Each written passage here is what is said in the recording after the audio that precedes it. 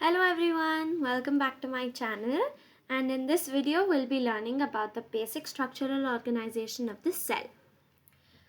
This video will be divided into part 1 and part 2, so please do watch both parts. So here you can see a picture where I've written down the organization structure of the cell. So the cell is divided into the cell membrane and then the protoplasm. And protoplasm, this term I've explained in the previous videos also. So if you don't know what protoplasm is, please do check out the previous videos. Now protoplasm is the cytoplasm and then the nucleus. Now let me stop here because like the main structural organization consists of the cell membrane and the cytoplasm and the nucleus. So, however, I'll only be explaining about the cell membrane and the methods of transportation techniques which take place through the cell membrane in this video. So, the rest of it will be explained, that is basically cytoplasm and nucleus will be explained in the next video. So, let's continue. Let's talk about the cell membrane and the methods of transportation which takes place in it. So, the cell membrane. It is also known as the plasma membrane, and this layer is present in both plant and animal cells. So please do remember this line, that it is present in both plant and animal cells, because there's another organelle, that is cell wall, which I'll be talking about later in the future videos. This line is a main differentiator between the cell membrane and the cell wall, so please do remember it. Now let's continue. This cell membrane or the plasma membrane helps keep the fluids and other organelles present inside the cell inside the cell. It does not let it go outside the cell. Now this cell membrane, it's like a protective layer, or also known as a security guard. I have mentioned it that way, and it has like few small pore like structures or like small holes. They're very tiny, okay? They let very particular molecules inside the membrane. They don't let every molecule or everything which comes in the way inside the molecule or the cell, sorry. So it doesn't, so we can call it a semi permeable membrane. I hope you all know that term. So if this is clear, let's move on to the next part, that is methods of transportation, or the types of transportation which takes place in the cell membrane. So transport in the cell membrane takes place in two types, that's the active transport and passive transport.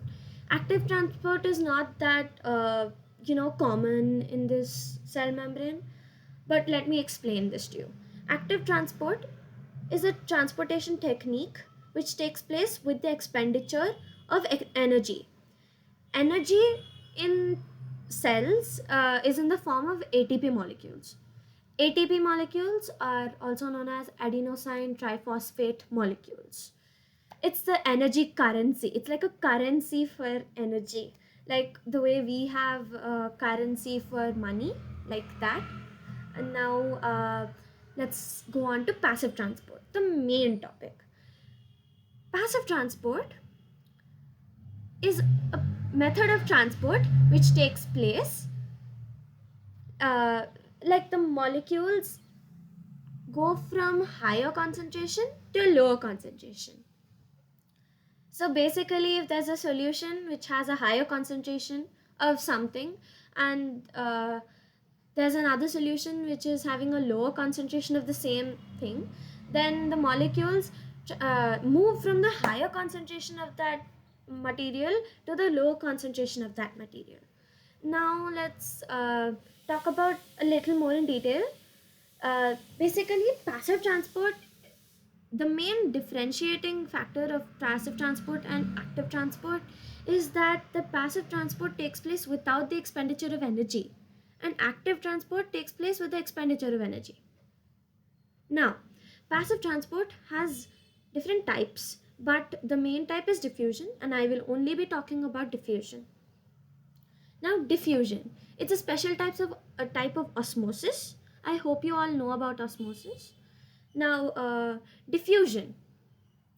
It takes place in three different types again. That depends on the solution it is put in.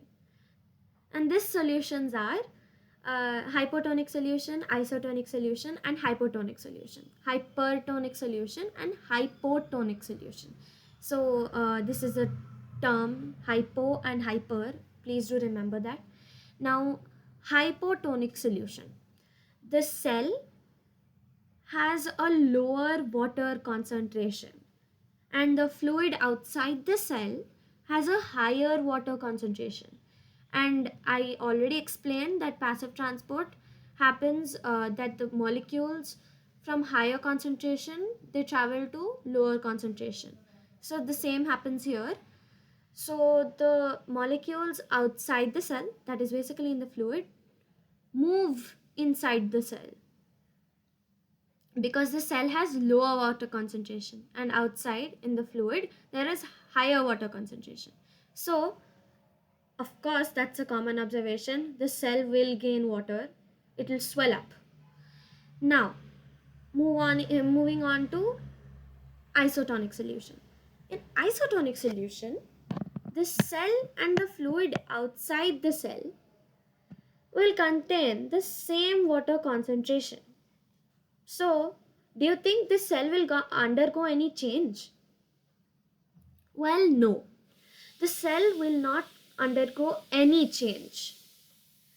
The cell will remain unchanged.